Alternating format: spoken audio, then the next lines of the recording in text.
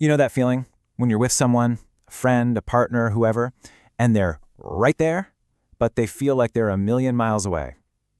There's nothing obviously wrong, but you feel it. It's this weird, unsettling sense that they're here in body, but not in spirit. Yeah, let's get into what that's all about, because it's way more common than you think. Wow. Yeah. Like reaching out and touching air where a person used to be. That just hits the nail on the head, doesn't it? It's that feeling of disconnection that can make you feel so confused, so alone, even when you're literally sitting next to someone.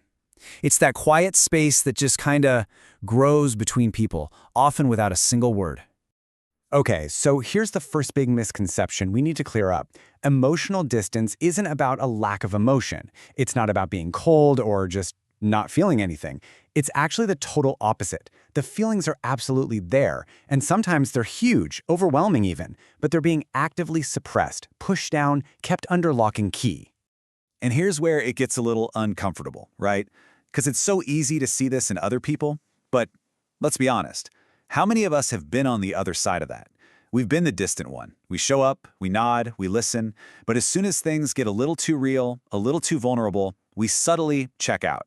Not because we don't care, but because caring can feel, well, it can feel really, really risky. So let's try to look at this in a whole new way.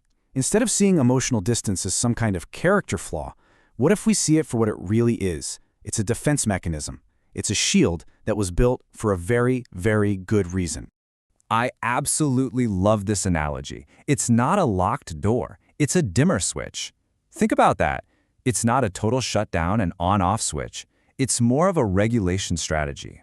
The emotional light is just turned down, low enough to keep things from getting too intense, to keep from getting burned. It's all about control. And this is such a critical distinction to make. An emotional wall is not the same as a healthy boundary. A healthy boundary is something you choose. It's intentional, it's flexible, it says, hey, I care about you, and to stay in this relationship, I need a little space right now. An emotional wall, on the other hand, that's automatic, it's rigid, it goes up whether it's safe or not, and its message is totally different. It's saying, I can't let you see the real me.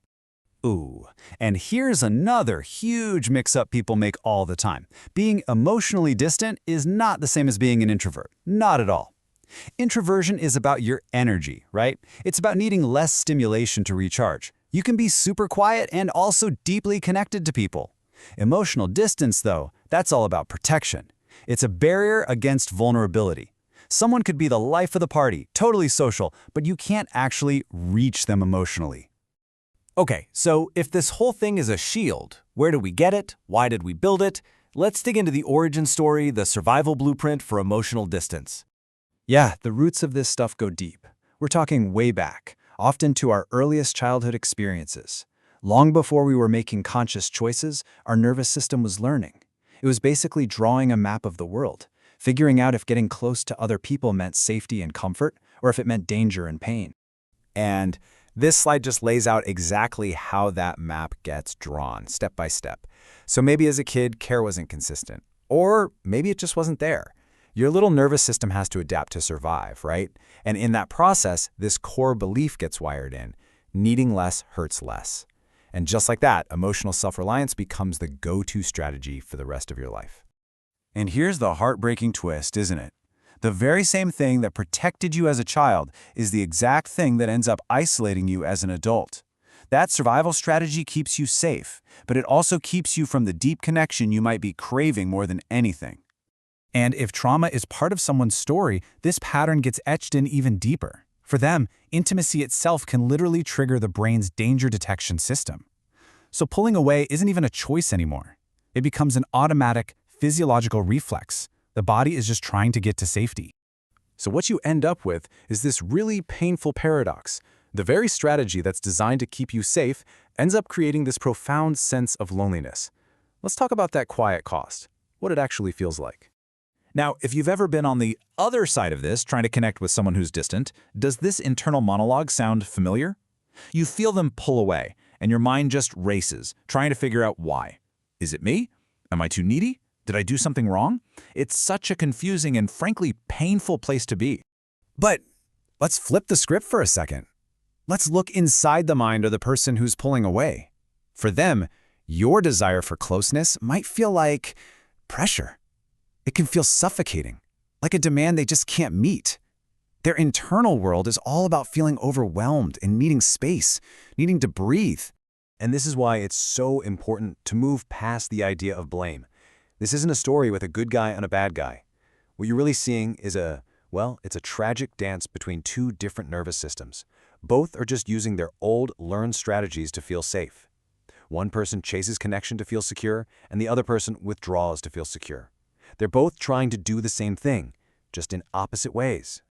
So what does this actually look like in real life? I mean, day to day.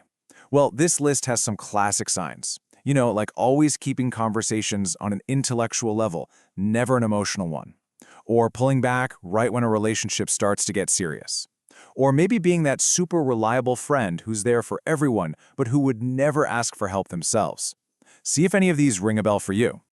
All right, so we've figured out what it is, and we've looked at where it comes from. But the big question is, are you just stuck with it? Is it a life sentence? And the answer is a resounding no. So let's talk about the hopeful part. Let's talk about how to turn that wall into a window. Honestly, if you take away only one thing, let it be this. Emotional distance is not who you are. It's not a permanent personality trait. It's a learned pattern, a behavior you picked up to protect yourself. And the beautiful thing about learned patterns? Anything that was learned can be unlearned. And the way forward doesn't start with trying to force yourself to change. It starts with simple curiosity. So the next time you feel that urge to pull away, to put that wall up, just gently ask yourself this one question. What am I protecting myself from right now? Don't judge whatever comes up. Just notice it. And that right there is the whole key. Beating yourself up for being distant, that just adds more bricks to the wall. But bringing a gentle curiosity, a non-judgmental awareness to what you're doing, that's the first crack in the wall. That's where the light gets in, and it's where all the change begins. Because at the end of the day, the goal isn't to just tear down all the walls and have no boundaries. No way. The goal is so much more beautiful than that. It's about learning how to be seen without feeling like you're going to disappear. It's a journey from just protecting yourself to truly being present with others and with yourself. This is Psychora, where we explore the hidden patterns shaping human behavior. If this resonated, stay with us. There's more beneath the surface.